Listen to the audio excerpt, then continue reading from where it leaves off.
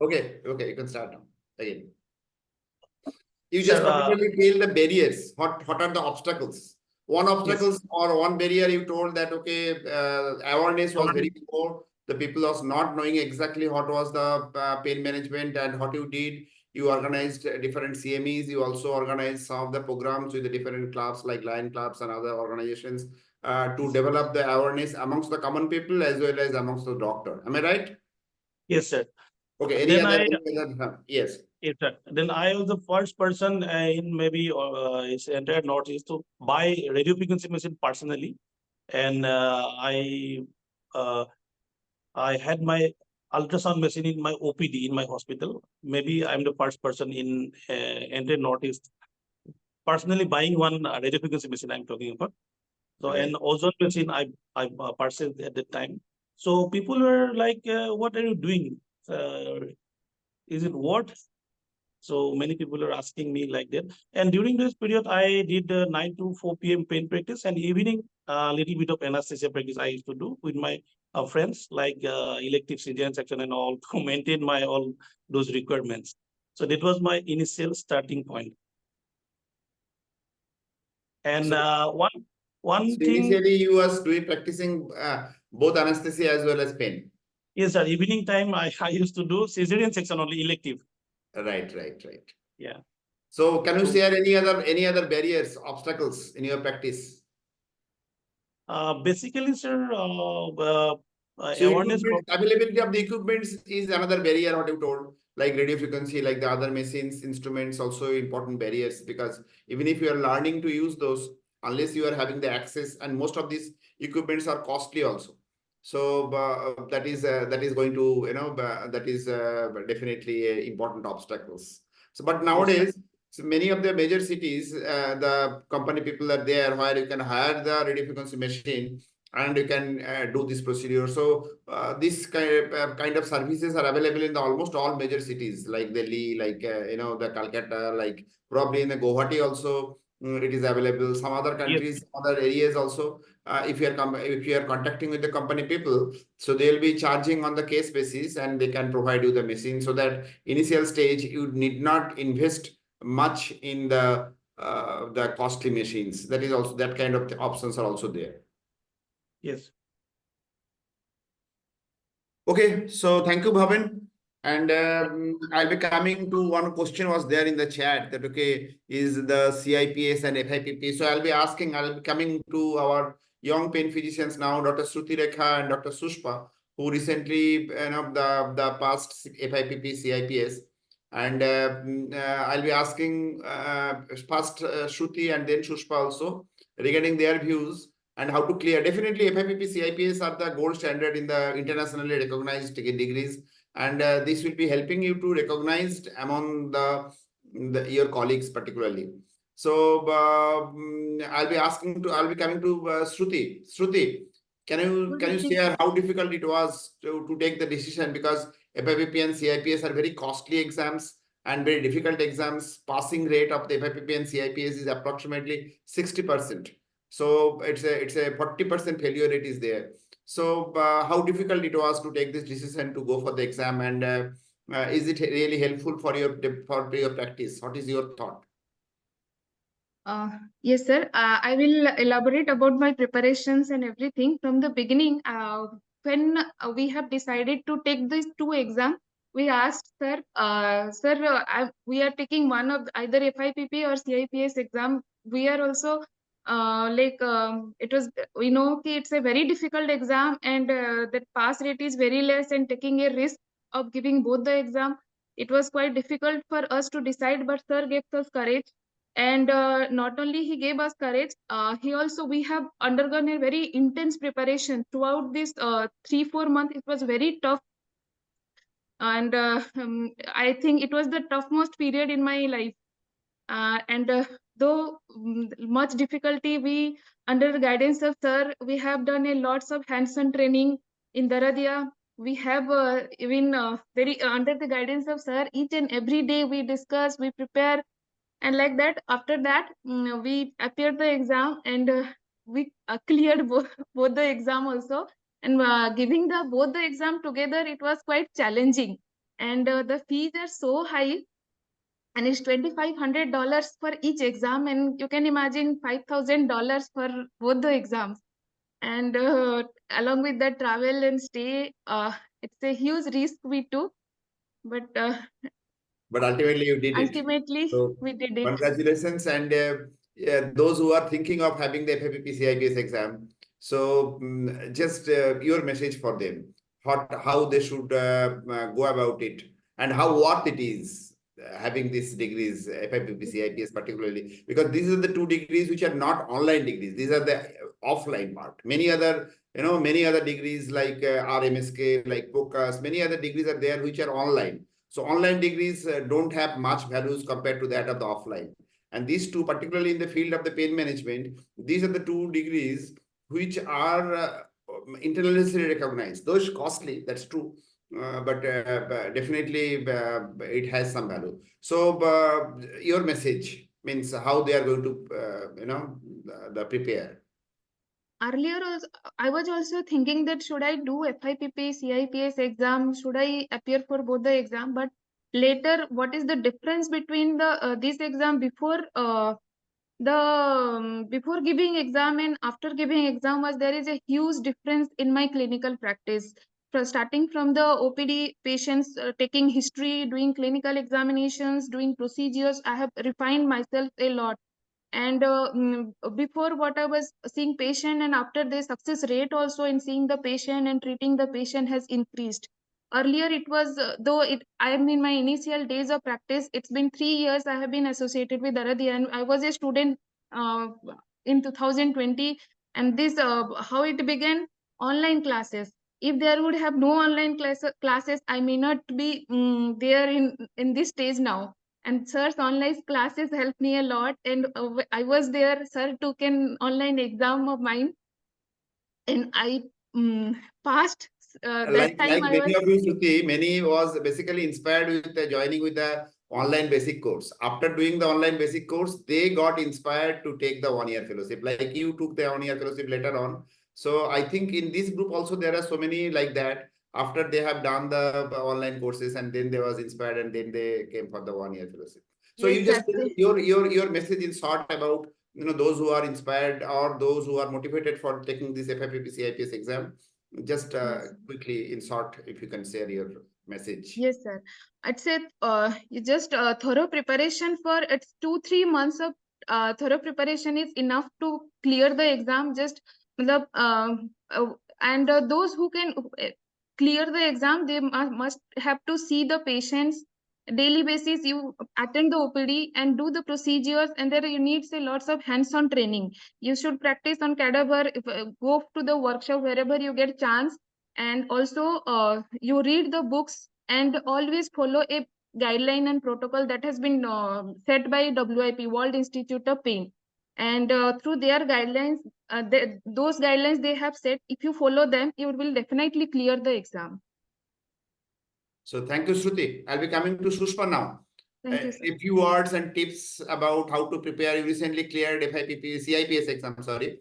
So your tips for the your message about how to prepare for the CIPS exam.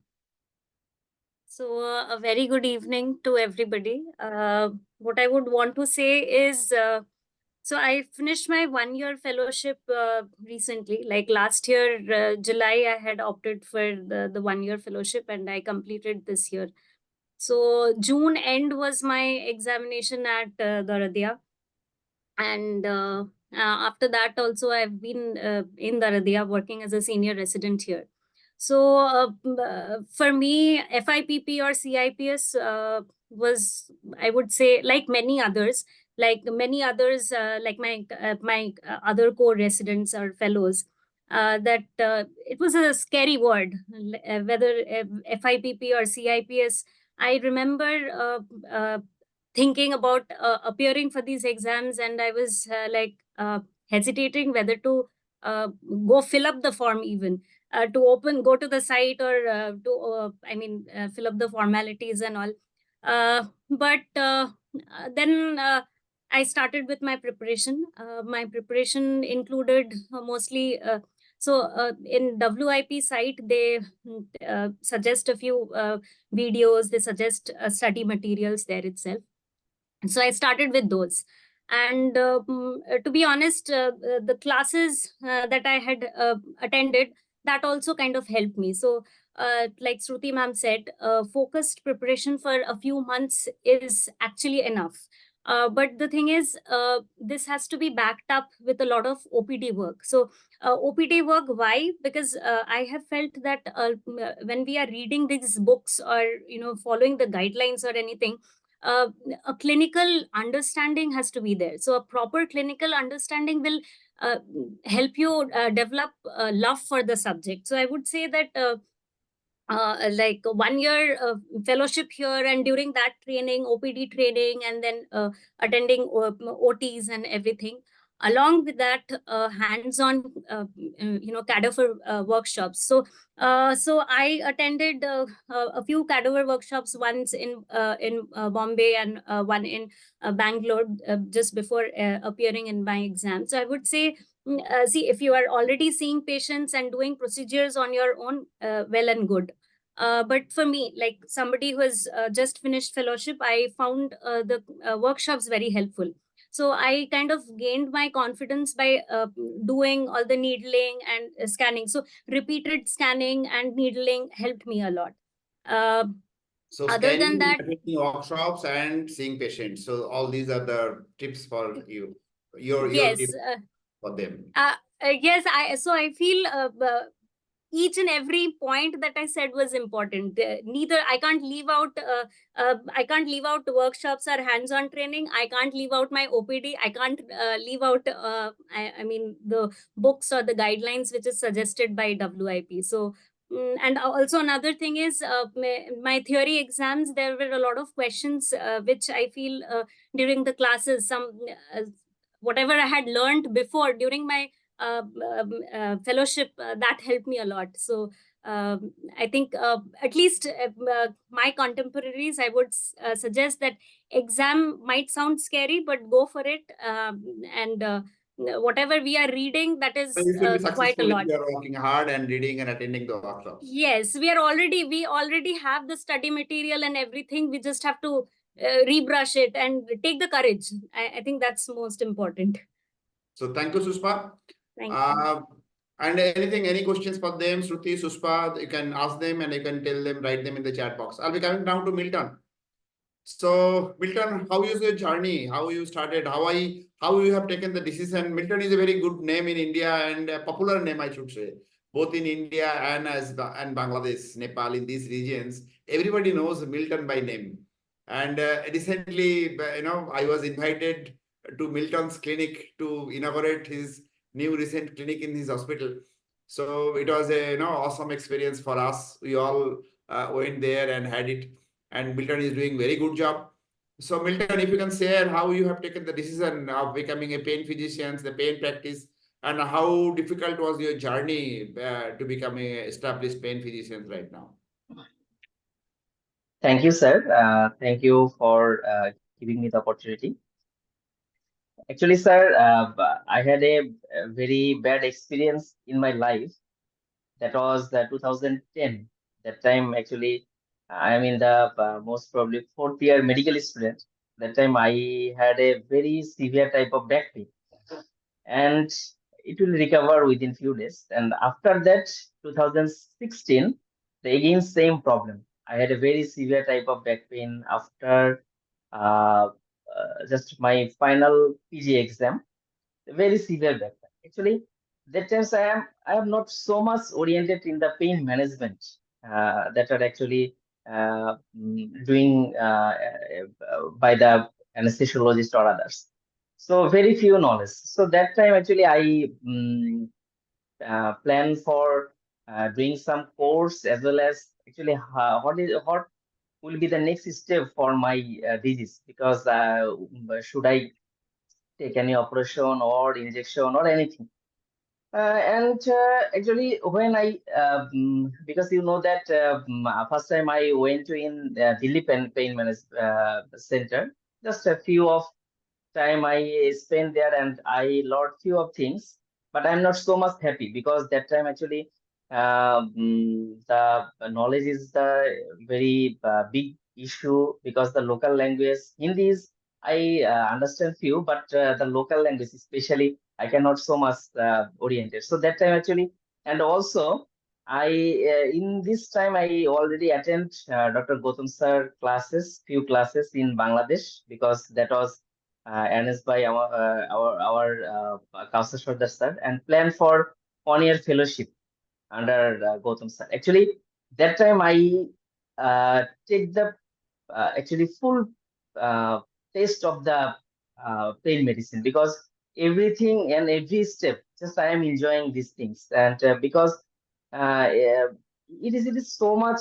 I think this is the most beautiful time in my life, and Shiris was there.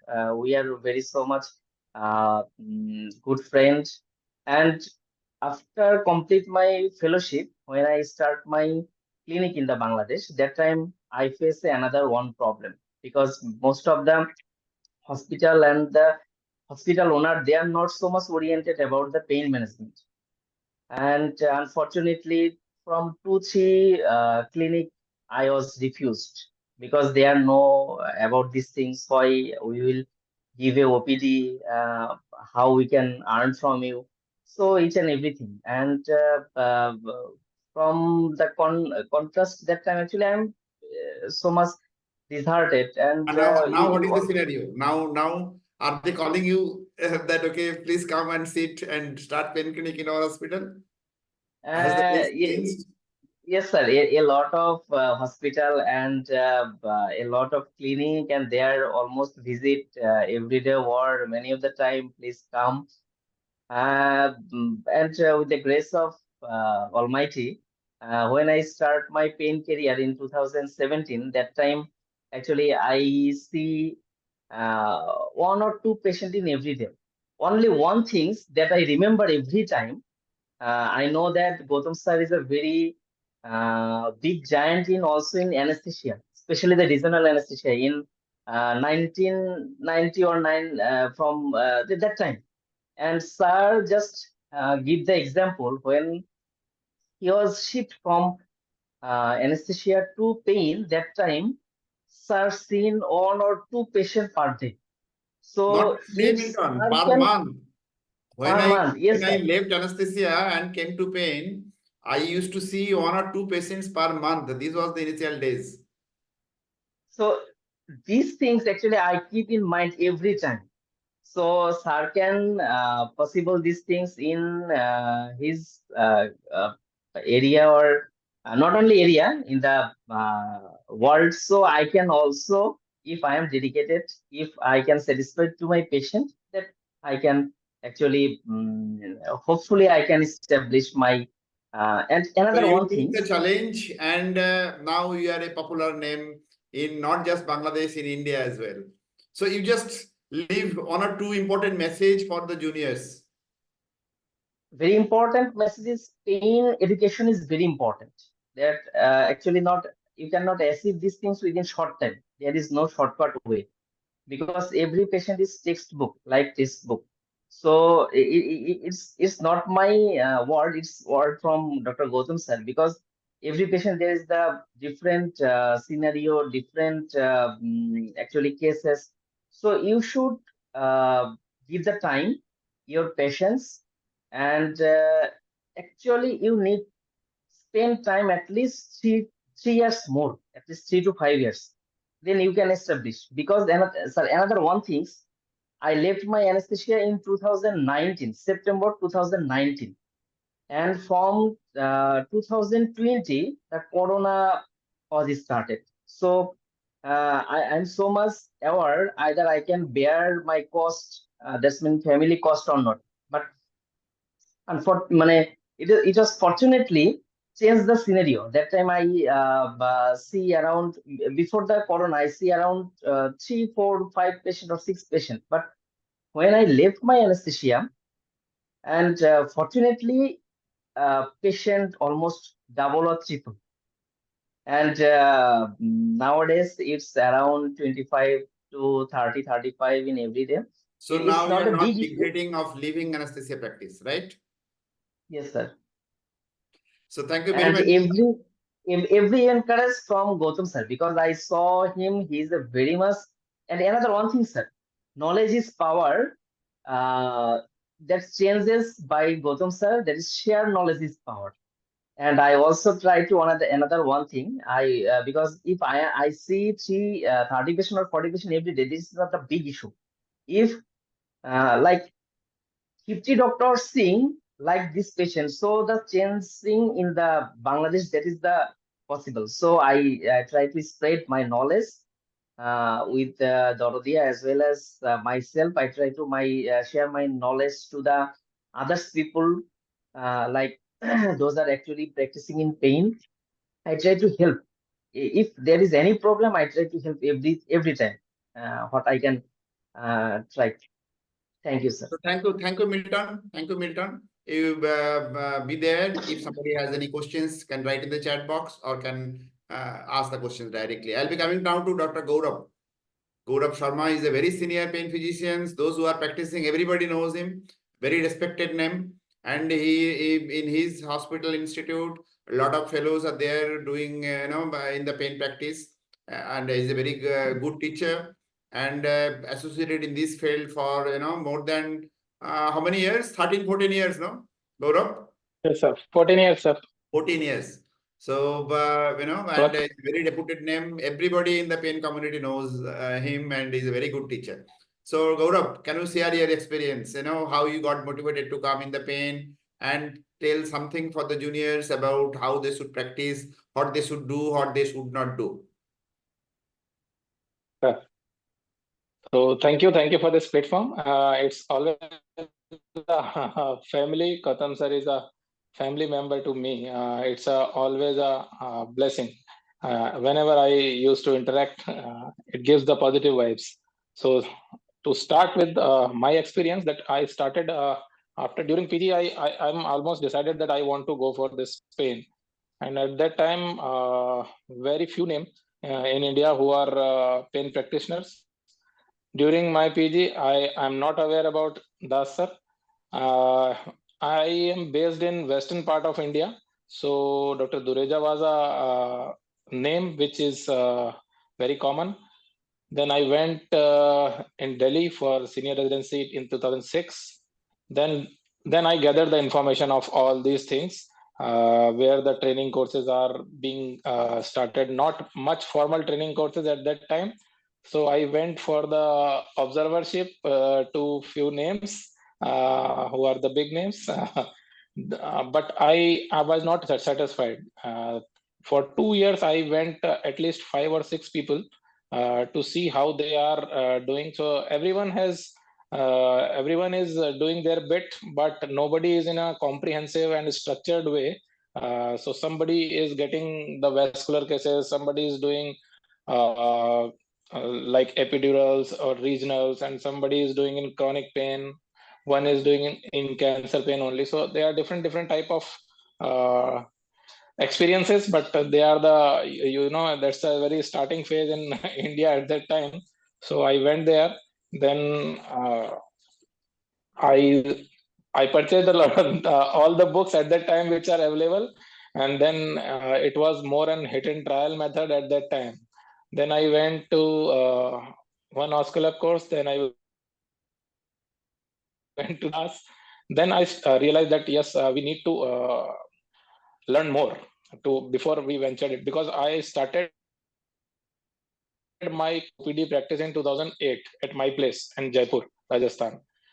But when I got patients, so I was somewhat stuck at what level, one level. Okay, what do the next? What if I'm stuck in on this? Because there is at that time there is not much experience available on net, on mobile, and all these things are not there at that time. Even books are very scanty. You don't have the fallback options or where you can discuss the things. So then I again and again came to Kolkata. Every year I used to spend 2 months in Kolkata. It's continuous Okay, 4 or 5 years. Gaurav, I want to interrupt you and I want to share one very important thing many of you don't know.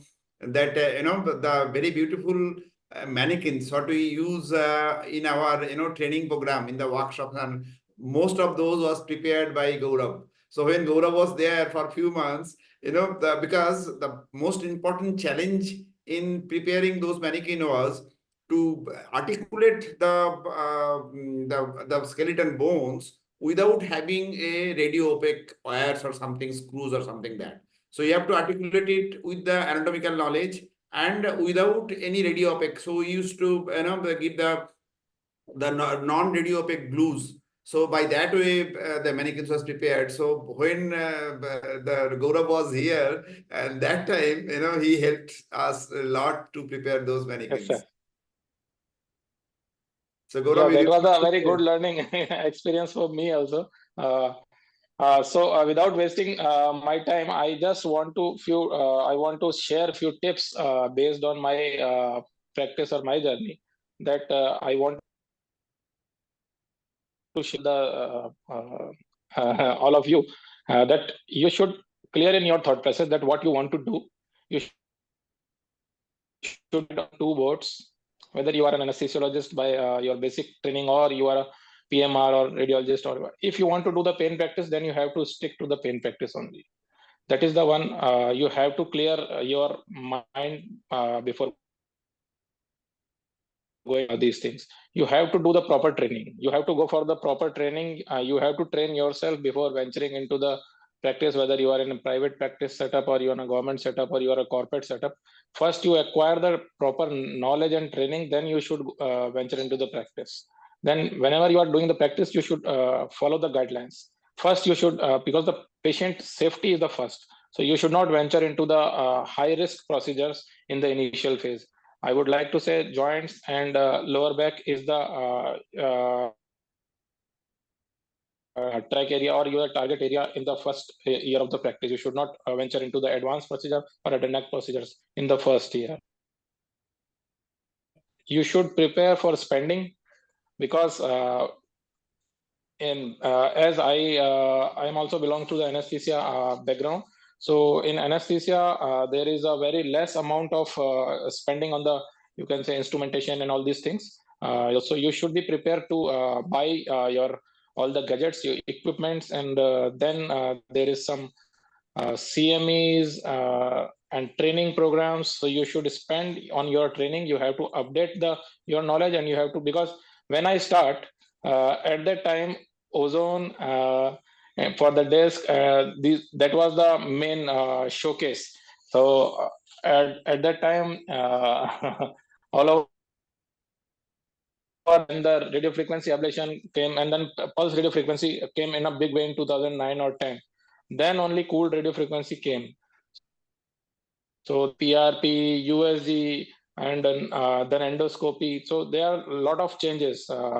Then disc FX, so then endoscopy. So there are a lot of things which comes gradually, and you have to acquainted yourself. You have to upgrade yourself. So these are the very important thing which is difference from your other practice, from anesthesia practice. You have to be patient. You have to be patient listener when you are in the OPD. Because in anesthesia practice, it is not much practiced in other than the PAC clinic, that you don't have to listen to the patients. But here the listening is very important. Your OPD, because the basic difference in anesthesia and pain practice, if I want to categorize, then it's a long-term branch, and anesthesia is an acute branch. You have to take the immediate decision, but here patient comes again and again and again. If you are successful, your treatment is successful, then patient come. If your treatment is not successful, then also patient comes to you. Then how to handle those? This is the most important thing. You have to prepare for the failure also. This is very important. Their failure are bound to happen. You have to prepare for Can I interrupt complication. you? Gaurav, can I interrupt Yes, you? sir. One question in the chat box.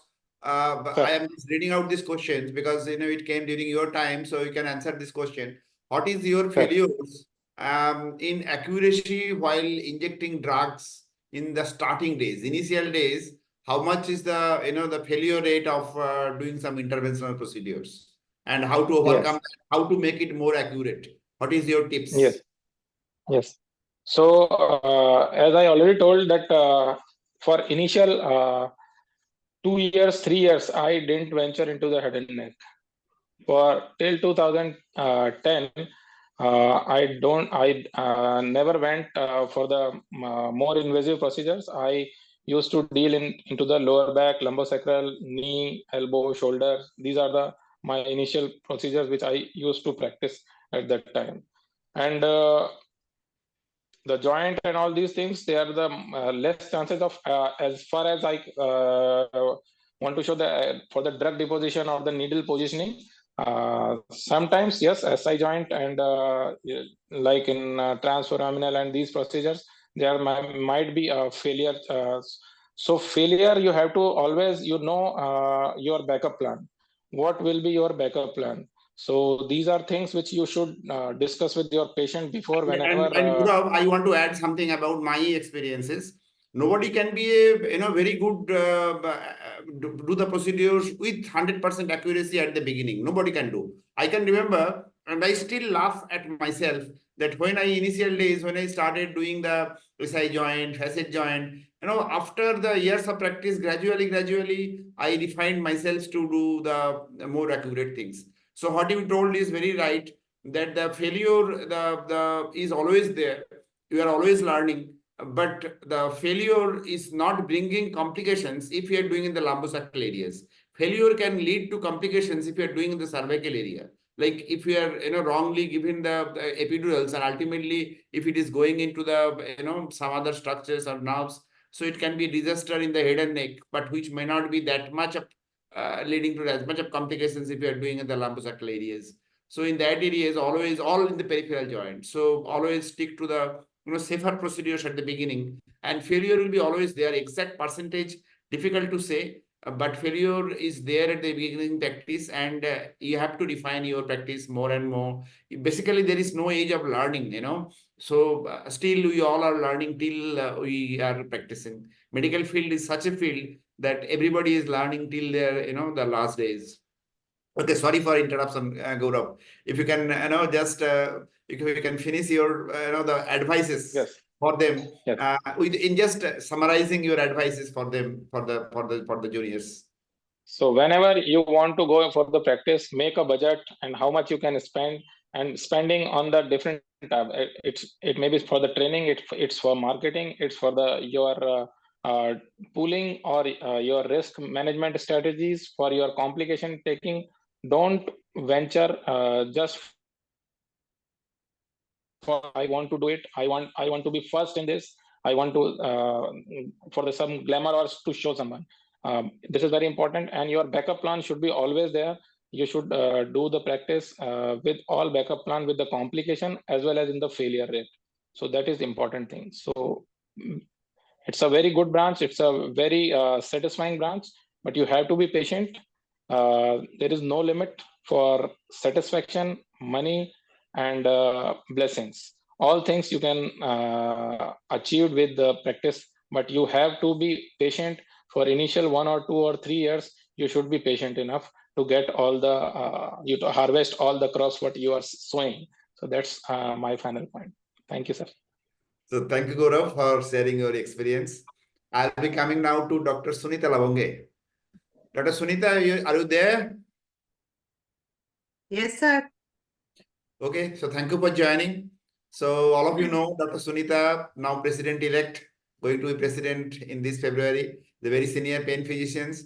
So we'll be asking and asking her to share her journey as a pain physician, how she started, how she got motivated to come into the pain practice, and finally tips for the others for their practice who are new in the pain practice. So Yes. Dr. Sunita, please. Yes. Good evening, sir. It's always a pleasure when you are there around with so many students. Good evening, everyone. I'm Dr. Sunita Lavange, at present practicing as pain physician in Nagpur. Nagpur is in central India, Maharashtra state. So sir has picked up a very nice topic. Like this is really an inspiration for all of you. That how our journey began. It was very, very different from what you all are now at present. we didn't have too many centers where we could go. There were only 15 days courses. So the first conference which I attended during my anesthesia, when I was anesthetist as associate professor in medical college, that time I attended Ahmedabad conference with my professor. And there I came to know that this is a branch which is very satisfying and it is totally different. So there I became member of Pain Society, and Dr. Gedu was there who made me member. And then I attended full conference, and I was so much inspired that I left my anesthesia lecturership and associate professor lecturership, and I thought now I have to, since I'm entering out here, so I will first go and attend the courses. So the journey started. Where are the courses? So I started asking. I knew only few names, and then I came to know about Dr. Dureja, and you'll be surprised to know that there was waiting of around 8 to 10 months for 15 days course. So much time you have to wait, and then only. But by that time, Dr. Gedu told me you can come to Mumbai also. So that time I didn't knew about Das sir. He had also started his practice, private practice. But that time, since I was in Maharashtra and I had so many commitments, my children were small, so it was not possible for me to go out from here also. No, that So what time, the I days did, when you are telling, that time you have not started courses also. yeah, that time there were no courses also, sir. 2008 only. Yeah, I went in 2007. So after 6 months, my number was there at Dr. Dureja's place, and I was so thrilled. It was in February. I went for that course, and after 15 days, I was totally confused. I didn't know anything. He used to say, "This is facet." I used to say, "Okay, okay." And then on 15th, that 15th day, that was the last day when we were supposed to make presentations. I went to him and I told him, "Sir, where is the foramen from where you used to give the drug, that is transforaminal injections what we give?" So I today also I don't know. So he took me again to the operation theater and he showed me that, and that time I understood after 15 days that this is transforaminal injection. So this was how my journey started. Then for cervical epidural and facets, I used to read a lot. There are few books available, you can count on your fingers only. And then I bought Bonica that from Mumbai, and I went to Dr. Preeti Doshi. She was practicing that time, and out there she taught me about the epidural, cervical, and then I went to Lakshmi Vas also. So you all will be surprised to know, dear students, that for 1 month procedure we had to go at different places, like to Mumbai, say, or to Kolkata, or to Delhi, and then we started attending conferences because there were no small courses available out there. So then, since I had left my practice, I had a lot of time because I didn't have patients that time. So what I used to do was I used to read a lot, and then there is a local paper out here, Hitwad. So there I requested the editor, can I present, on Monday there was one health paper. So I said, can I give some articles in patient's language for general public? So he said yes, he was very happy. And then I started writing about from head to toe in patient's language what is back pain. For that I had to read a lot, and then every month there was one article which was published in the newspapers. So I used to be busy because for whole week I used to prepare that, and I used to give, and I used to be very thrilled. But then slowly, because of that media, I started getting patients. Whenever there was confusion, I used to call seniors, sir, what to do, or ma'am, what to do, and they used to guide us. So this was how slowly it started, and now I'm really happy to see that pain medicine has a great revolution now since last 2 decades. And you all are very lucky because at present there is structured fellowship program. There are courses at various or in every part of India, you can say, workshops going on, small courses, long courses, and icing on the cake is the course at national level by Indian Society for Study of Pain, by which you can, if you give exam after doing your fellowships and presenting papers, you will get a degree of fellowship of Indian Academy of Pain Medicine. So you'll become a fellow of IPM, and there is a convocation ceremony also where you all get your degree. So now it has really a great evolution is there, and I must thank everyone. So who have taken lot of pains in making the program, making structured fellowship programs, because of which you all are really benefited. And I must say that you all are very lucky that you have got very great and very good dedicated mentors in form of the one who everyone knows, the Makkah Medina of India, that is our Daradia.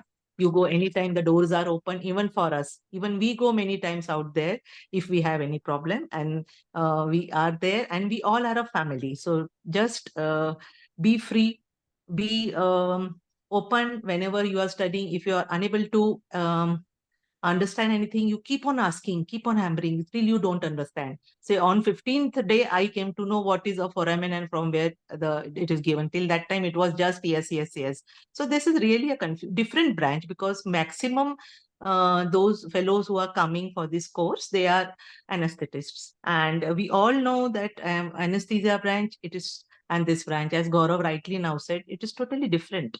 Out here, you have to read, you have to, intense knowledge is required. And for this, nothing will help except your reading, in-depth knowledge, and the proper training at proper centers. Because you know what we are doing, we are dealing with patients, and these patients, they come to us with lot of expectation. They are either referred patients, and mainly the practice of pain physicians is from patient to patient. So if your one patient becomes good, so what will happen is he is going to send few patients to you, and this is how our practice is developing. From the specialists, you get patients, but at a very late stage. So what happens is they'll say, you go there and she will treat you, you need not come back. So what happens is they say, now it's over, we cannot treat you. So it is not like that. Whenever a patient comes, usually the orthopedic surgeons, they send patients to us, they will say, give epidural, this patient is having that problem. But no, we know there are more than 15 to 20 causes of back pain. So a detailed knowledge, good examination, proper investigation, and then you can come to a conclusion. So what people say, it is injection laga do, like what Gaurav said, ozone was there out there. So the patients used to come and said, madam, wo gas dal dijiye, mere घुटने में मैं अच्छी हो जाऊंगी करके. So this is what the patients from MP used to come and tell us. So they used to call this as a gas, or injection लगा दीजिए करके. So when we tell them this is not an injection, so these are interventions. So now even the nomenclature has changed. We call them as MIPSs, and now and remember one thing, what sir now said was, you cannot balance both anesthesia and pain practice. So you have to leave one, then only you can go in another. It is really difficult because in anesthesia, you easily get calls. So what is happening out everywhere is they are trying to do both, and they are not giving justice to a single branch also. So first think what is for you. Yeah, the latent period is pretty long, but then if once the practice is set, say around 6 months or maximum 1 year, you will really start getting good patients. And this is, believe me, a very satisfying branch. You will get patients coming to you, folding their hands, some touching your feet, that such as mainly the cancer patients or patients of terminal illness. That's my patient. I got a message few days back. My patient, thank you, doctor, he passed away, but he left with freedom from pain. So I thought I have got everything. So this is what satisfaction is really important. It is not the monetary or financial aspect. Anyway, it is important, but the satisfaction which you get in job out here is tremendous. So my message to all of you is, choose first, select what you want. It can be cardiac anesthesia, it can be neuro. So your love for that branch is very, very important. For that, you can go for some short courses, you can attend online courses. And if you feel, yes, I should go for this, you can go. And definitely do a proper fellowship program, because now they are available for 1 year, 2 year. Go to various centers, learn everything, and then go for practice. It doesn't mean just going for one course and starting practice, you will be totally at loss. Then you need to know whole story from patient. Like the history taking is very, very important. You have to hear from patient's mouth. Many a times patients' relatives come, they'll give you all MRI and everything and will say, my patient is suffering from this. Doctor, can you treat this patient? So always be very blunt in such cases. No, I will treat patient, not MRI. So you have to bring patient to my place, then only I will treat. So you should know these all things.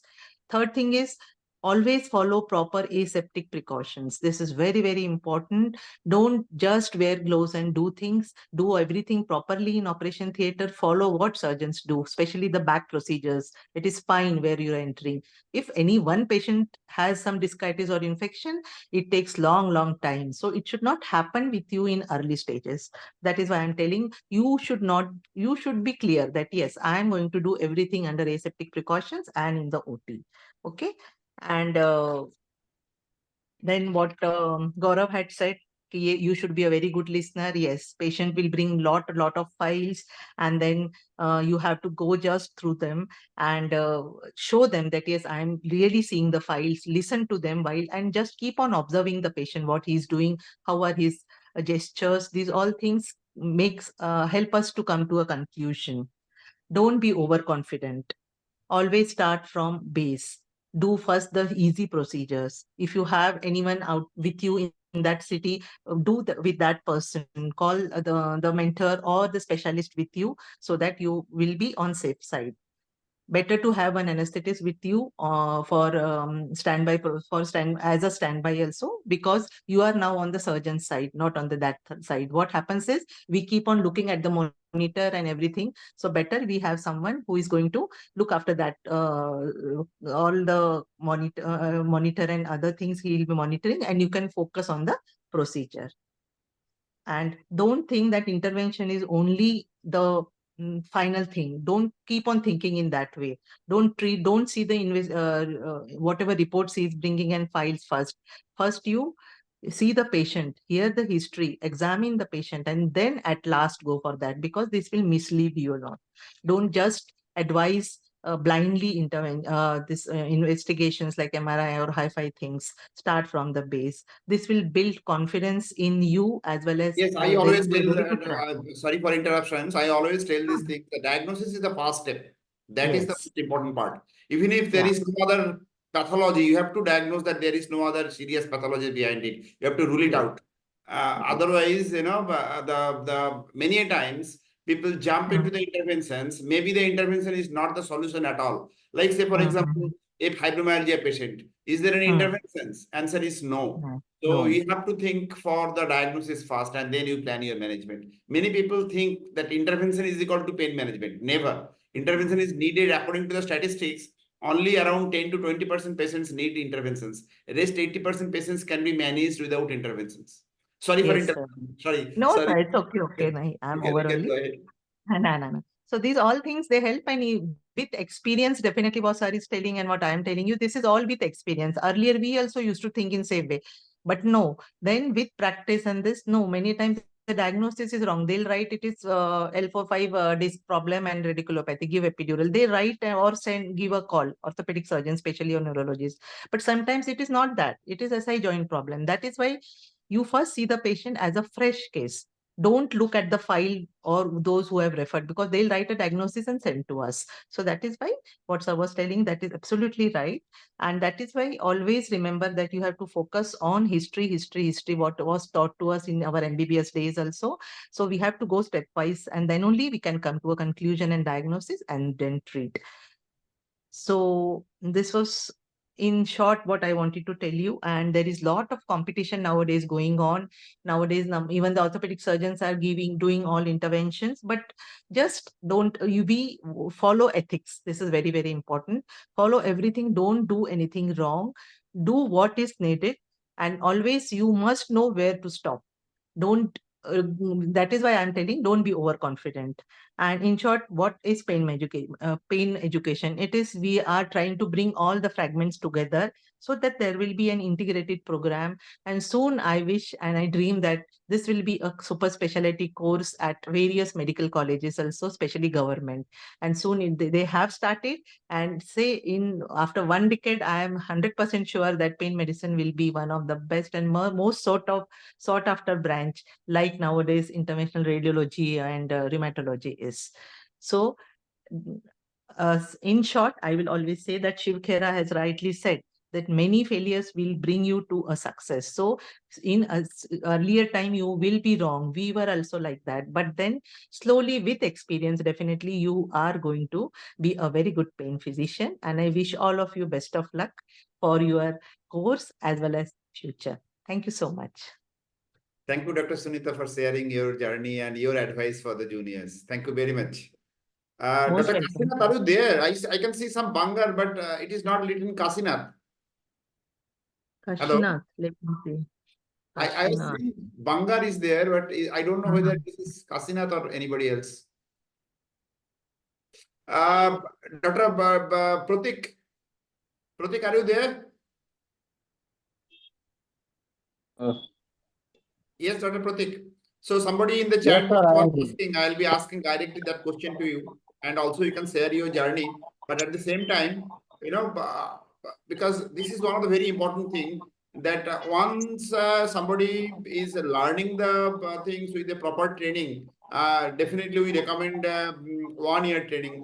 Online courses are not good enough. Online courses can replace the theory lecture, but ultimately you need to develop skills by attending the workshops, and the 1 year fellowship is the one which you always recommend. But anyway, after they have completed their, the structured program, once they are going into the field, one of the very important thing is they struggle to get the patients. So what is your advice about how they can develop practice? So if you can, according along to your experiences and some tips for the others about how to develop their practice. Thank you, sir. Okay, Dr. Pratik is from Ahmedabad. Dr. Pratik, I forgot to, is a very senior pain physician, practicing very successfully, and he is doing lots of endoscopic discectomy also and other high-end procedures. So he's a very well-known name and is a excellent pain physician. Pratik from Ahmedabad. Pratik, you can share your experience and you can give the advice how this should be developing their practice. Yes, sir. First thing, I want to tell that my story is something different because I came after many years of practicing anesthesia. I passed my anesthesia in 2002, but I came to pain medicine in 2015. I attended 2 week course of Daradia. Sir is my teacher, and then started my journey. So it's quite difficult to leave anesthesia and start pain medicine after this much year of practice. So one thing is sure that I met many people in Ahmedabad also. So everybody told me that it's a difficult branch and it's difficult to set in pain medicine. But one of my friend, Dr. Hitesh, is doing practice in Ahmedabad since 4 to 5 years, and he's doing good practice. So I have some faith that it's okay. We'll try. And second thing, many people told me that uh, after 1 or 2 years, you are leaving pain medicine and going back to anesthesia. This is commonly happen in Gujarat. What I have seen. So I did one thing. I invested 70-80 lakh rupees in my equipments and setup. So it's going to create a pressure that I am not leaving my pain medicine practice, because I think as a freedom from dependent branch of anesthesia, pain medicine is a very good branch, giving result to patients, and cure of pain of patients is very much satisfying as a doctor, as a medicine, that we are delivering some pathy, whatever we are giving, but it is helpful to our patients, and our patients always remember us. That even one example, before 6 years, I have done one endoscopy that patient remembering that date and always wish me a anniversary message. Sir, I have 5th year of surgery anniversary, endoscopy discectomy anniversary. So these are the message we are pass on to our students that this is a very good branch and we have good future in our branch. To develop own practice is a difficult task, but thing is like that pain is a very good symptoms to catch. So even I know that each and every family has a one pain medicine patient, either back pain patient or knee pain patient or some neuropathic pain patient. But on an average, mostly in each and every family, we got a patient.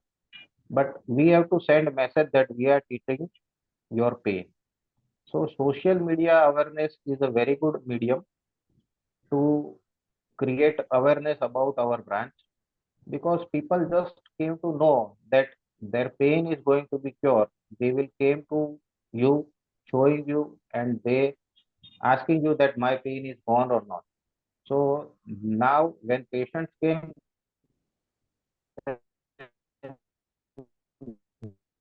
you have available possible, either it is palliative treatment or curative treatment, but that is everything after when patient came to your door. So it's very important to have good marketing, then only we get a patient in our clinic. And it's very difficult to get a patient because there is a lot of competitions, lots of orthopedic surgeons, neurosurgeons are there, because spine is a very good, very high patients we are getting for spine, cervical spine, and all joints are, everything is a combined pathy between orthopedics and us. Even neurosurgeons are now in the spine. So to get patients is difficult, but not that much. If we can create some good awareness, then people automatically gradually come to us. And now we have to learn everything about how to cure these patients. And this learning is always a continuous process. And sir is a very good teacher, and we can learn everything, and then we go for practice. Sunita madam has given everything, all tips and that how to practice and how to do a procedure, everything given by her. So nothing to tell me more about by me. Uh, Anything that if people want to ask me, then I can answer. Otherwise, thank you. Okay, thank you, Pratik. Thank you very much for your sharing your experiences. I'll be coming to Shravan. Shravan, are you there? Yes, sir. Yes, sir. Shravan Rath. हाँ sir. So just Okay. I'm there, sir. Okay. So are you in a position to talk? Yes, sir.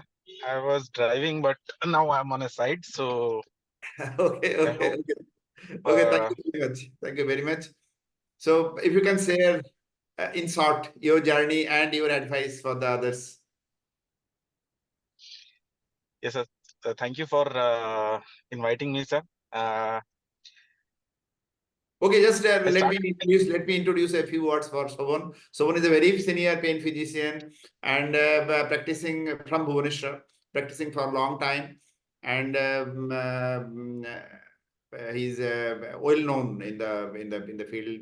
Most of the pain physicians around in India know him and doing a very good practice. So he also cleared FIPP exam also. So Shravan, you can share your experience. yes. Actually, I started my journey in 2010 when I came to Bhubaneswar. Initially, I started with anesthesia only. Joined as an anesthetist as an assistant professor in a medical college. Initially, I had interest for pain during my post graduation. So during that time only, giving blogs and everything, I was doing more meticulously than doing other parts. So, and my mentor, my HOD, Dr. Prasanna Misra was there, who had faith on me. He told you should go into pain. At that time, I had very little knowledge about chronic pain, because during our anesthesia days, it was only acute pain that we were managing, and I was very happy that I am doing epidurals and all everything. But chronic pain was a different ballgame all total. Initially, I went to actually to Dr. Dureja for a 15 days course around in 2010, but somehow uh, at that time I couldn't grasp anything. What is pain? And in 15 days, it was like I couldn't grasp anything regarding pain, whether I should go into it or I shouldn't go into it. So after that, after a very long struggle, I went to Dr. Das, and in fact, he showed me all the ways. He taught me everything. Means from basics, what I am today, I am because of him only. And 2010 से लेके 2000, मतलब in 3 years, I cleared my FIPP also. I was with him for many international trips. Everything means जब मैंने शुरू किया उस time पे I was nothing in pain. Though I have learned a lot about anatomy and everything, but chronic pain per se, I didn't know anything. It took me almost like when I started in 2010, 3 साल लगा मुझे पहले grasp करने के लिए कि क्या चीज है. It was initially when I went to the OT and I saw that this is the fluoroscope that these orthopedicians were using, and now I'll be doing this. क्योंकि हम लोग एनेस्थीसिया देके कभी अंदर तो रहते नहीं थे, यूजुअली बाहर ही बैठते थे, तो कभी फ्लोरोस्कोप यूज ही नहीं किया. एंड दूसरा चीज था, इतना बड़ा हैवी लेड एप्रॉन पहन के इतना टाइम तक खड़ा रहना है, क्या करना है. सो इट वाज बहुत सारा प्रॉब्लम के बाद ऑलमोस्ट लाइक 3 साल लगा मुझे सारा चीज ग्रास्प करने के लिए. And in those 3 years, I was practicing anesthesia, no doubt, because for my survival, I had to do something. But uske baad, धीरे धीरे, when I learned what is chronic pain, and as everybody has told it, initial days, it is very difficult to get patients. देखो, सबको एक ही चीज रहता है कि financially you have to be stable. Because ultimately, whether you learn, you practice, whatever you do, ultimately one thing comes into mind, whether I'll be able to earn that much so that I can survive. Initial days में it becomes very difficult, क्योंकि 2010 में मैं जब आया उस time पे I approached almost, there were 3 medical colleges in Bhubaneswar. I approached all of them that I want to join as a fellow in pain. So will you be taking me in? So everybody denied. Everybody said, you join as an anesthetist, then whatever you want to do, you can do. We don't will not interfere in that. And अभी भी शायद it took me almost 12-13 years. अभी थोड़ा सा change हुआ है कि now they are taking people as pain physicians. And this was because ये जितना awareness create किए हैं पूरे last 10-12 साल में, उसके बाद थोड़ा करके till अभी बहुत दूर जाना है. And we need people in the field of pain, or only because anesthesists from day one they are getting. आप ऐसे सोचोगे कि 2-2.5 लाख में मैं ज्वाइन कर रहा हूँ एंड फर्स्ट डे से पेन में उतना मैं इनकम कर पाऊंगा कि नहीं कर पाऊंगा, वो पहले ही आता है. And that thing you have to take out from your mind. You will earn much more than what an anesthetist is earning, but you have to give some quality time in learning. जैसे हम लोगों ने 3 साल बिताया post graduation के लिए anaesthesia के लिए, वैसे ही हमें और 3 साल देना पड़ेगा rigorously in learning the anatomy and learning about chronic pain, and with a good mentor like Dr. Das. So अभी भी मुझे, I just remember last week also I called him for one of my patients who was having a severe back pain in the buttock. I had done piriformis, I had done SI joint, still the patient is having pain. So these things will come up, and हम लोग रोज ये नया learning, नया patients का experience आता जाएगा. And it's a never ending process. Learning is a never ending process, so we can never say that. And our subject is still evolving. We need more and more enthusiastic people who can work on this, who can publish more papers with lots of data, and who can work very enthusiastically only for pain, not being an anesthetist and partially in a pain. वो आप कभी नहीं कर सकते, क्योंकि मैं वो 3 साल में देखा हूँ कि आप एनेस्थेसिया दोगे और पेन करोगे तो लगेगा यार एनेस्थेसिया एक केस में मुझे 4,000 मिल रहा है, अब पेन में थोड़ा बाद में टाइम देंगे, तो वो नहीं होगा कभी, and you will never able to come back to pain fully.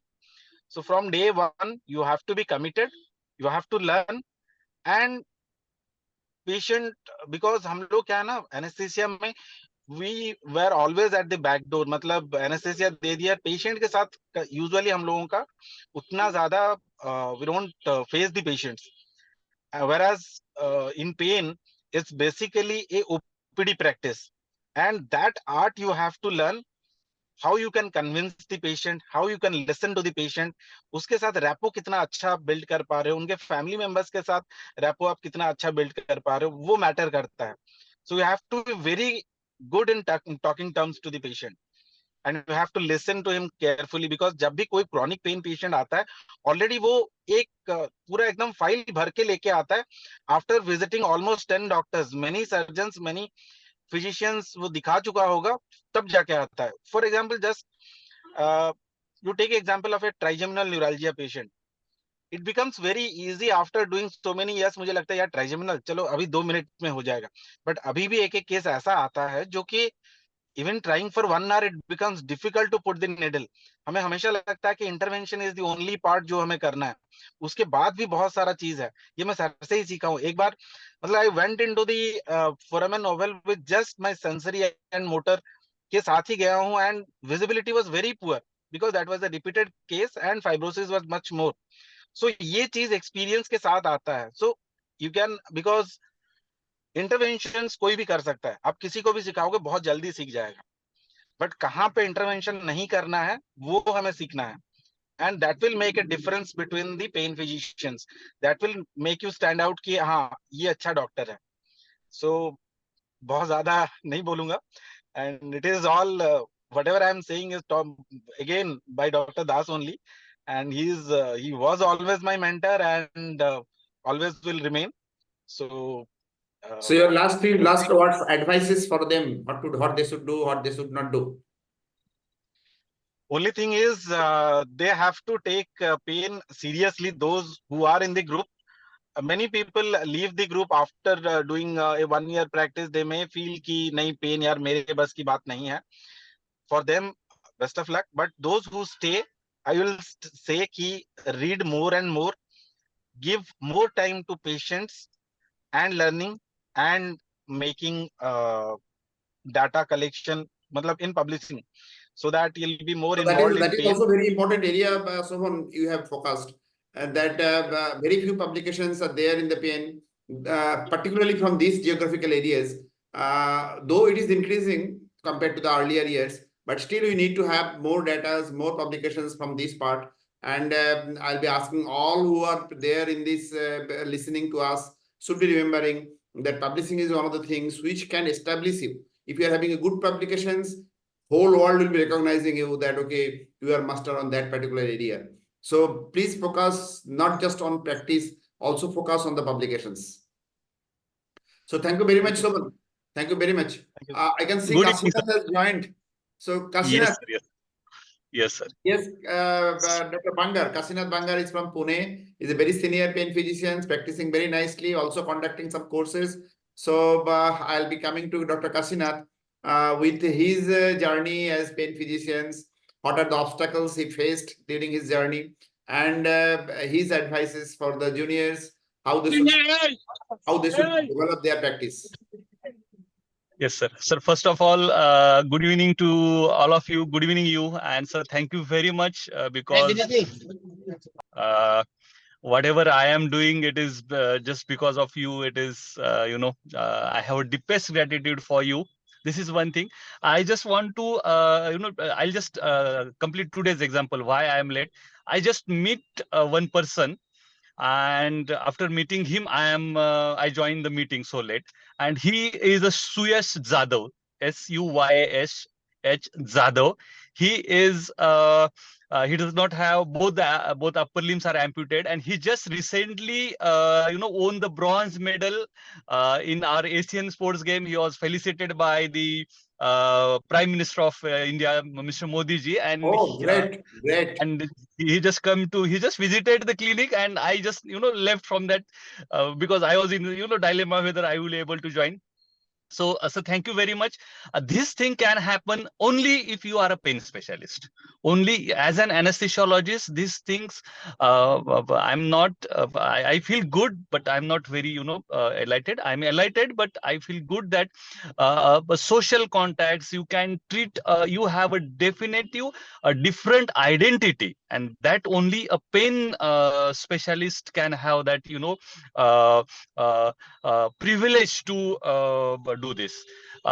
We were thinking of starting some phantom limb pain, initiation, as he was having that problem. So this is just it came into the flow. That's why I just put this thing as a first. So just had a meeting with him. So as far as my journey is concerned, transferring, if you are an experience in anesthesiologist, transferring from pure anesthesia to pure pain, this is little difficult, after not impossible, but it is a challenge after some time, because you had other financial responsibilities on you, other responsibilities on you. As a new and fresh pain physicians, this is a great thing if you can immediately start and your pain practice. Now, what pain practice? What total area of pain? So initially, I have to give some time for pain. Maybe I started with 2 hours in the evening, where I don't have practice, where I don't get an anesthesia calls. Then slowly increased to 4 hours, 6 hours, 8 hours. Now whole day I only exclusively do the pain practice. And I took, of course, dedication from Das sir. I think he suddenly shifted from a very competent and full successful anesthesiologist to pain, but I shifted it gradually. Pain by all means is a great branch, and you should be 100% into the pain. What does mean by all means? For the society and for ourselves, pain is a great branch. One thing, what are the aspects of life as a doctor we should explore? We should be financially placed nicely, that can be fulfilled by the pain. As an interventional pain specialist, that your goal can be fulfilled. You should have your own hospital, or you should be working with some another hospital. Both these goals can be achieved as a pain specialist. Now, socially, you should be well placed. People should recognize you. That thing, pain as in super specialty branch gives you that identity, a social identity.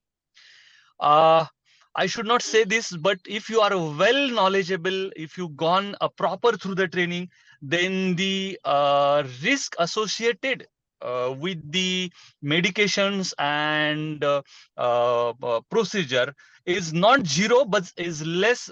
I think sir also will agree on, is less as compared to the anesthesia and other branches. It is not zero, but you should be well versed with your procedures. Now, coming to the society, I can see, I'll tell you the few statistics. See, if there is a one knee replacement surgery, at least there are 100 knees behind it, which are suffering from the pain. And apart from analgesic, what else we can do is, what anything else can be done is only by interventional pain specialists. So that is a huge gap there. And that can be filled by a pain specialist. Almost most of the cancer patients suffer from the severe pain, and that can be managed by us. Society needs thousands of the pain specialists, and what we can do for the mankind as a pain specialist is a great thing. Now, few challenges can come to you initially. There are only two small challenges, I feel. One is a learning curve, but I'm very happy that I'm teacher of the Das sir, and you all are, I'm very proud to say that you all are here to learn from him. So that one part has been taken care of. Learn from the, we are learning from the legend in this area. This is one thing. Second thing, initially there could be some lag time to get more patients and to start. But once you get it, there is no looking behind. There's no look behind. Publication, we are doing so much of the great work, and we definitely should publish the data. We should create the new evidence, because any absence of evidence is not the evidence of absence. We should create the evidence. The evidences will come up as and how we practice, new things will come, and definitely we should contribute into that. So as a pain specialist, please contribute to the society, to the yourself, and by all means, it is the wonderful thing. Get 100% into the pain ASAP. That is what my advice to you. Get into the pain, as early as possible. Whenever it is possible for you, put your 100% into the pain. And this is a branch you don't have to look behind. So thank you very much. If anything else. Thank you for your motivating word. I'm sure that all who was having some doubts what to do about whether to jump into the pain physicians or to be there in the original specialty. So I'm sure that they will be very much motivated with what you told. So, Yes, sir. Yes, sir. Thank you. Thank you So very much. we simply tell to the new pain specialist, as far as finances is concerned, what is your target? Say, suppose your target, I'm just telling an average target in our city about anesthesia, what people think is 3 to 5 lakhs. And we say, okay, just do 6 radio frequency ablations in a month and you are done. Whatever low cost it is. What you are telling that, okay, financial aspects will not be a problem in the long run. Maybe for the initial periods, but not in the long run. Yes, sir. Yes, sir. Yes, sir. Even initially also there is not an issue, and only awareness. I tell this as an incubation period. When you are starting and when you are basically into a stable level of income, and it took almost few years for me, 3-4 years for me. But nowadays the incubation period has shortened. Nowadays people who are there, they can earn a good, to support his family. Maybe it can be achieved in 2-3 months only. So that is what the juniors are sharing with me, that within few months only they can have a good respectable income. Maybe not at the beginning in the first month, but after a few months it will be. So financial issues is not at all a problem. You have to only take the challenge. Yes. So only thing is, the last sentence is, the day will come where our pain specialist will be earning more than the cardiologist, as far as the financial aspect is concerned, and that day is within next few years. Okay, thank you very much for your motivating words, inspiring words. I'm sure everybody will be motivated by your speech. Thank you, sir. Thank you. I was searching Jesno. Jesno, are you there? Jesno Tople? Jesno is not here, I think. Okay, so there are many questions in the chat box, and if you are having any questions, we all are here. If you are having any doubts, today we are not discussing anything, any theory or anything, related directly to the subject. Today we are discussing about, what are the challenges, how to be a physicians, what are the obstacles, what to do. So if you are having any questions, we all are here to answer your queries, your questions. You can directly unmute yourself and you can ask us question.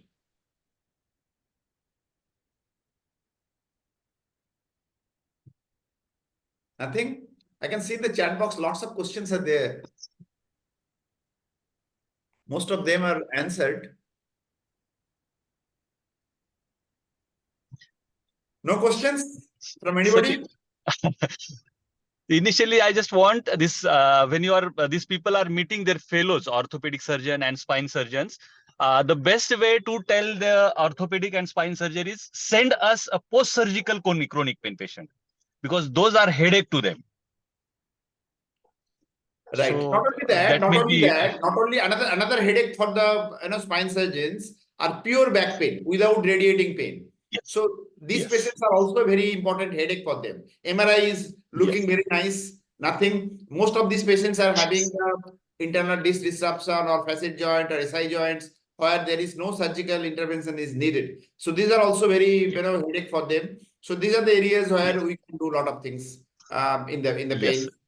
Surgical yes, role sir. of surgery is not there. Yes, sir. Yes, sir. So because patient starts blaming them that you have done surgery, still the pain is there, and we are at best place to help them. That is how probably the rapport develops. Okay.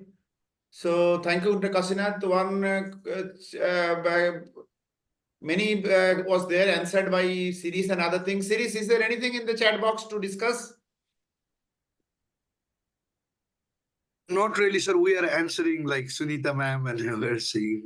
Okay, okay. So we'll be ending the sessions. Before that, if anybody have anything to say, or not only the queries, any comments or anything, you can share with us.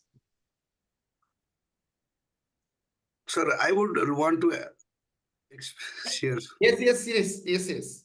Sir, initially when I came back to Nepal, I used to have only one patient a week. So like Gaurav sir said, I used to do pain practice in my relatives, my friends, uncle, auntie, all my relatives who are having pain. I used to go there and treat. And slowly after one case in a week, slowly it went like one case a day. Now I'm seeing quite 10 cases a day. So gradually you will progress. You should have patience. You can practice among and spread awareness amongst your families, relative, and gradually they will be the strong motivator, and they will again do the advertisement to you. And like Gaurav sir said, like if you treat one patient nicely, you will bring 10 more patients. So your orthopedician or neurosurgeon or any other will not send patient to you. You are the one who will be generating patient. And if you give more time in history and diagnosing the patient, then I'm sure your career in a as a pain physician will be very enjoyable and nice journey. Thank you, sir. Shall I say one thing, sir? Yes, ma'am. Yeah. In my initial days, one patient, he brought my file, means the other patient, and he said, "Doctor, I am having same problem what he had. He had been given cervical epidural. So he said, I am having same problem what he is having. I have brought money also, and you treat me, you give me this injection." And actually, he didn't need that. And I kept on telling him that you don't need this. And he said, no, I have brought money also. So this happens. So if you have a good rapport, it is patient to patient practice, which is going to make you a successful pain physician. And that is a parameter of success. When other Yes. people will be bringing patients for you, so that Yes. is, you know that, okay, you have done a great job, and that's why the patient is bringing other patients as well. Today also we get very less referrals from the specialists. It is only the patient who gets us more patients, I think so. So we have to be very clear. We have to do ethical practice, and we have to do good things to Yes, good this person. is also very important, that we should do the ethical Yes. practice. We should not jump into the intervention where it is not needed. I give this example to many, that okay, if somebody is having a malaria, and if I'm asking, okay, what surgery should be done in malaria patient? So is there any surgery for the malaria? It's only the medical management have to be done. So in the same way, there are a lot of the pain conditions are there where surgery or where there is no interventions, or you have to manage these patients with proper diagnosis with the medical management. So interventions to be done, and we should also know. Also, I like this line from Sovan, that we also should know where not to do the interventions. This is also very important, because once you are doing an interventions, your patient should be more demanding, because you have hurt him two ways. One, he had spent money, and second thing is you have pricked needle, and that is the reason why he will be more demanding from you. So be sure that whether that diagnosis is correct, whether the medical management has been done adequately, and whether this intervention is going to take care of that. Failure is always there, and if somebody is telling, okay, I am 100% successful in all my interventions, he is not telling truth. So everybody in pain physicians, like surgery also have the complications and failure. Same way, interventions also have complications and failure. Complications are very rare in the interventions compared to the surgical counterpart, but failures are always there. And as per the statistics, it's around 10 to 20% patients might not be having a good results after the interventions. So you have to counsel them from the beforehand, and don't do intervention unless he is begging for it. And if you feel that, okay, that now other options are not there, then only you should do. Otherwise, this is very important. I don't know whether where from I heard this, that if you are doing a advanced interventions or some other interventional procedure, basically you got married with the patient. So you neither can leave him or her. Exactly. And he'll be demanding more that, okay, you have done some procedure. So it's difficult to give a Yes. divorce, or if you difficult to bear, because ultimately your procedures are not being successful. So before Exactly. doing anything, we must be very much sure that whether this is going to give positive results to him or her. So thank you very much. Thank you all. And if anybody wish to say some last words before we are ending today's session, please. Anyone from our I take your leave, sir. I have to go somewhere. So Yes, I'll take your leave. Dr. Sunita, thank you very much for Okay. joining us. Thank you very much Good and night. sharing your valuable experience with all of us. Thank you so much. Always a pleasure to be with you, sir. Thank you so much. Good night. Okay. Sir, if we can ask, good evening, seniors, if we can ask something. Yes, we are asking you to ask questions to us. We are there. Sir, I just really want to know in initial days how to do advertisements, or how to create awareness about pain in our city, if it's at all not there, pain awareness. So I'll be asking, whoever is there, like Siris, Milton, please, because this is one of the very common questions by all of us. A very common question for all newcomers, that when I'm going to start my practice after adequate training, so how to create patients, how, and if I'm planning to leave my anesthesia practice, so how risky will it be? Sir, I would like to start. Like I've already told, like you will not get too many patients initially. So what I did was, like, I treated all my old relatives, my friends, father, mother, uncle, my uncle. So they are the one who will advertise. One of my new pain physician is here. So these are they are the one of the advertising person. Your relatives, your uncle, aunts will be your first your advertising. Second is the patient. So no other specialty will send patient to you. So you have to do you have to see one patient. That patient will bring another 10 patient, and gradually it will be multiplying by 10. But Okay, thank you, Shiris. I'll be asking all others to tell one point. Milton, 1 point. One new point, what Dr. Siris has said. Sobhan, Bhaven, whoever is there. Yes, sir. Actually, I'll be focusing more on the electronic part. That means, apart from the patients, everybody is saying about the same thing, and we know that patients are the best advertisers. Apart from that, we have to make such a scene that we are visible everywhere. This is the upcoming So subject. Many people don't. social media campaigning you are talking. Yes, social media campaigning. It may be Facebook, it may be Instagram, it may be Twitter. Along with that, you should have your own website. And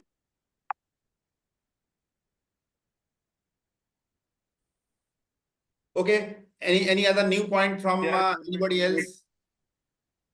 Okay, Shravan. yeah, I said that part is there, and that we have to work on every day. You must be having a habit that every week you'll be posting some informational video in your local language, maybe, and that the patient can understand. It should be in a local language and very thoroughly. And you should have your own YouTube channel. You should have your own Google website, and that if you have any friends who can do some ACOs, that is also good. That is the part that we have to work to make ourselves presence, our presence visible to everyone, because that is very important for us. And Okay, along with everything. I'll be asking one questions in this regard, because many of my fellows ask me this question. So what is your opinion regarding the paid advertisement in the newspaper or TV channel, or even nowadays paid advertisement in the Facebook or the Google? What about it? So we should go for Should it. they go Because about? Should they go about it, or should not? Should they be waiting for this for the letters? They should be starting whatever it is. Whatever is the your only thing is, opinion if regarding the you're paid advertisement. if you are confident about your practice that you can do anything, you any challenges you are facing, you can face it, then you should advertise yourself like anything. I should say that I'm also doing the boosting, paid boostings in Facebook and Google, as well as YouTube. Everywhere I'm doing that boosting. Along with that, socially, there are many places in the newspaper, many a times in the paid channels, you may give some payment for interviews and all. These are all basically you are making yourself presentable as a pain physician to the society, because till today, society in the Yeah, society, many people are there who don't know what is pain. Vijay, So we have to do this, in my opinion, sir. Okay, thank you. Anybody else wish to comment? And the comment particularly on those who don't have a budget for the paid advertisement or paid promotion. Don't have that budget for it. Sir, Milton, actually, you it want to say won't. something? at least It is very pocket friendly. Means we can spend almost like, if I want to spend 5,000, that is also a good budget. Means in your locality, for Facebook and Google, that is enough. Means we should not Okay, that means spend a even lot if of the amount. low budget also, you can go for the paid promotion. Okay, okay. Milton at was least telling something. Milton. yes, sir. At least 10% in total income. At least 10% should be spent regarding the uh, promotion, not But only the those Facebook. who are very new, those who don't have any income. It should be more than 30%. 30 or more than 30 because the initial part should be is a very challenging part, because it should be spread in your community, in your society, especially the patient end. So far, you should manage these things initially more, but after that you can decrease little bit, but at least 10% for continuous purpose. Otherwise, it depends on the scenario or the state, because like if in Bangladesh, only the Facebook, like the website is not the enough, but the local Facetune banner is also very important things. So what I uh, plan for myself, at around 10% for the Facebook and website and the other purpose, and at least 5% for the like the poster, Facetune, and other things. Because, and another very important things, that is the knowledge and the dedication. So it is the complete things, I think. So thank you very much. So Suman, I hope you got the answer. So some kind of promotion is needed. It can be a paid promotion, Yes, it sir. can be some Well, free promotions, but ultimately you have to showcase about what you are doing. But ultimately, when you will be doing a good job, and when you will be, your patients will be getting the good satisfaction. Ultimately, that is the best promotion for you. Any other questions from anybody?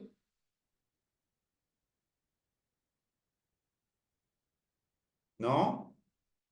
Sir, I have a question, sir. Yes, yes. No, instead of saying question, I have a request. Suppose in future we have any doubts regarding any case, or if we want to ask anything, then Yes, yes, we are always available. Still, in per day, I get at least, 5 WhatsApp message per day for, from different fellows regarding their problem. You are always ask us questions, not only from me, here we all are here, series, Sovan, Milton, all who are there conducting 1 year fellowships. You can ask there, you can have their WhatsApp number also, you can contact them, and I am also available. May not be immediately, but always there. Many people message me, send me message regarding what to do about these patients, how to go about it, if some minor side effects or complications are there, or if the treatment failures are there, what to do about it. We can always discuss, because we all are learning. There is nothing, you should not be feeling shy if there is any failure. Even at this age, I am learning. Even at this age, I come across with the failures, or I have done the treatment, but I have not got the adequate result. This is the part of the life. if nobody can tell that, okay, I'm 100% successful. I cannot tell that, okay, I'm always successful. I can tell that, okay, many times my treatment was not successful. So that is the part of the life. And basically, we are learning every day from each of our patients is our, the book from where we are learning. Our experience is basically enriching ourselves. So we are always welcome, and you can ask me or any of our colleagues here, senior colleagues. You can ask them questions also. I am sure that all of you will be helping you. Okay, sir. Thank you so much. Then definitely I'll be pinging, sir. But I don't know the numbers. I know only Siri Shamatia sir's numbers, sir. Other numbers I don't have. Hello, sir. Okay. So those who are ready to share their WhatsApp number in this group, please share your WhatsApp number so that people in their doubts, they can clarify their doubts. Yes, sir. Please. Hello, good evening, sir. Yes, yes. Hello, sir. I am Dr. Srilekha. I'm from Tamil Nadu. Yes, yes. You are from Salem. You send me a mail that, okay, you want to join. Yes, sir. Yes, sir. Yes, sir. So have you called I would Dr. like to Guru? thank you for. Yes, sir. Yes, sir. I called him and I Yes, spoke to him, sir. Okay. Thank you for making the last arrangement to attend the workshop, sir. Thank you so much. Okay. Okay. Tell how do you want to ask us? Swiss, sir, and the other person, I am in the government service currently. Yes. Hello. Yes, Yes, sir. So I just would like to ask them whether it is possible to continue with the service even after, completing the fellowship and practicing in the private setup. Like, is it possible to do both at the same time? Is it a must to leave the service? That's what I'm scared about, sir. Okay, So I need their guidance. all even Sobon, all was there in the initial period in the services also. So they can share their experience. It's difficult actually if staying in a government setup and practicing privately for pain is very difficult actually. And in a long run, you'll face difficulties. Either you have to continue with pain in the government setup only. If you're not getting it, you have to get out of that place and have your own setup or join some private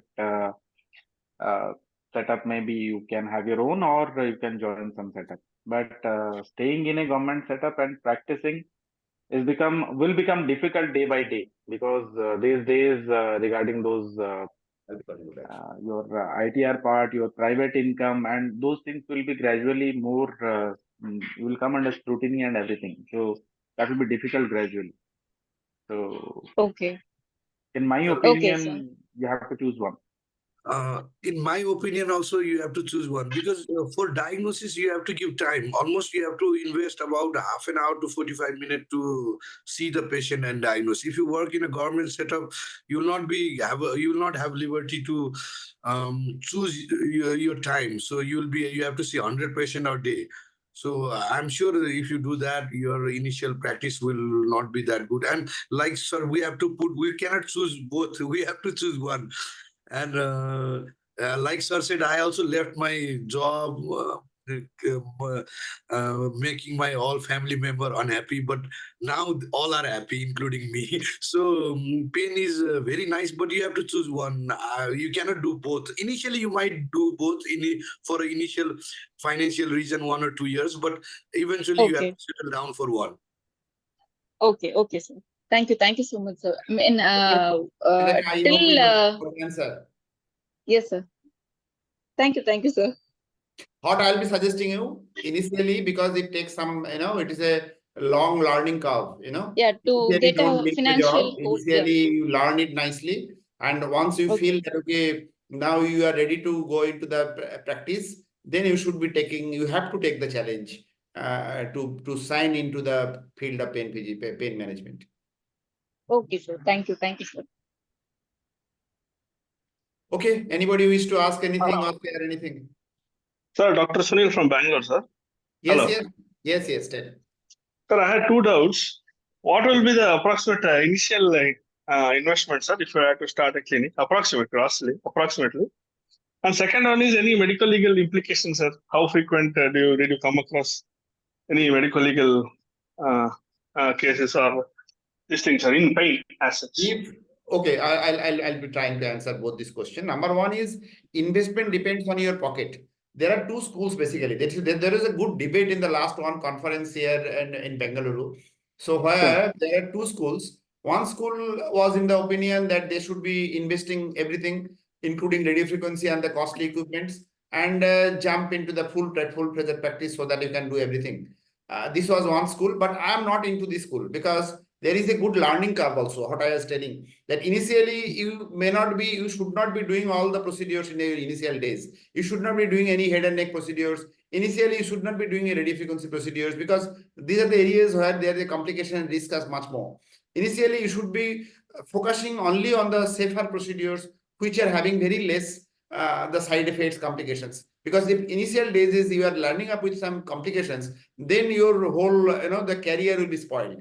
So be sure about the procedures what you are doing, that you know that adequately. So that means initial days you should not be investing that much on the costly equipment like radio frequency machine. I'll be telling initial periods at least 1-2 years. Don't think of buying a radio frequency machine. So what are the basic instruments? What you need is either you should share or have your own CR machine. You should have an own ultrasound or the machine, or you can share within a hospital. If you are attached in a hospital, corporate hospital, you can get this, or any small nursing homes, they might be having it. So you can share them, but you should have it by your own if you are having your own clinic. So one CR machine will be costing around 15 lakhs Indian rupees, and one ultrasound machines also will be costing similar. That means around 40 lakhs behind these two machines. And apart from that, your table, chairs, rooms, and all those things at the initial period. The rest all are your these things. So initially, you can start with these two equipments.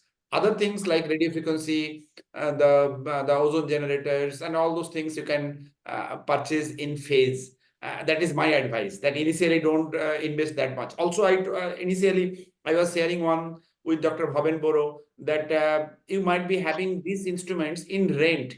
You might be contacting with the supplier of these companies. They might be bringing these machines with you accumulate 3-4 patients, and they'll be giving you the radio frequency machines. By that way, you can save, you can avoid the initial investment. So this is my advice, that don't go into the very big investment at the beginning, but you must be investing on the images, because without image guidance, you should not do any procedure. This is the very important medical legal aspect.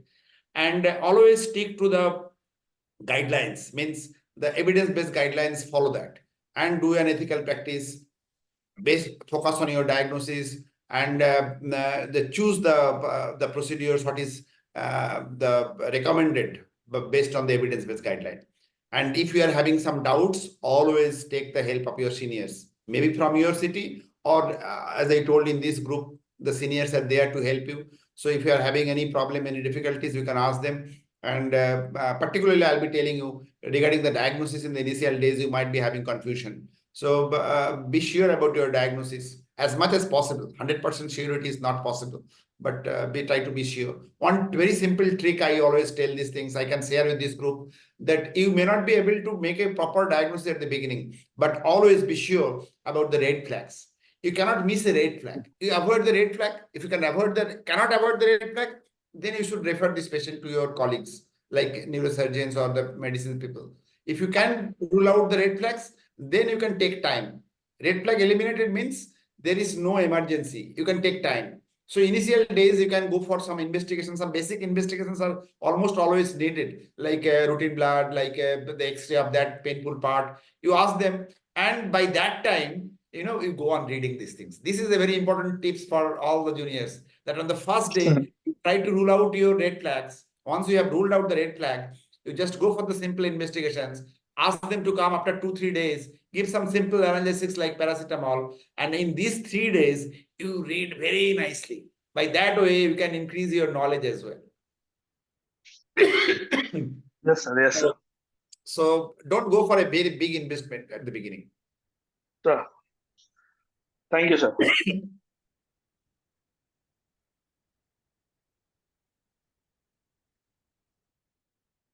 Swasthya Sathi affiliation is now stopped. Swasthya Sathi in West Bengal government, there is some government these things. For the pain, it was there. It was active for around 6 months. Our hospital was enrolled for that. But since this year, April, the Swasthya Sathi scheme has been stopped. for the government, for the private setups. For the government also, they are not giving any anything for the pain procedures. Okay, any other questions from anybody?